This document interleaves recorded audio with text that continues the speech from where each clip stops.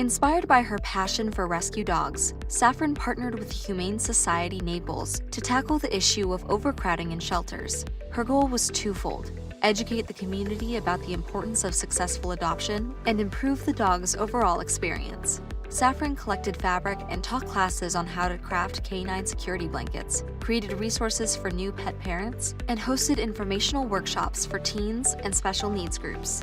So my family has always been very interested in helping animals. We have lots of animals on our own. We're a foster family, and it's something that everyone knows about. Everyone knows about the problem with shelter animals, but not a lot of people know what they can do to help the problem. So this was a way to show people how they can also help. It helped me grow as a leader because I found out that I really liked leading people, because I was afraid that I wouldn't be able to teach these people, that they wouldn't listen, and that just my uncomfortableness of being in front of them would be what stopped me. But I learned that anyone can lead, really. You just have to have confidence in yourself. My name is Saffron Buxton, and I'm a Gold Award Girl Scout.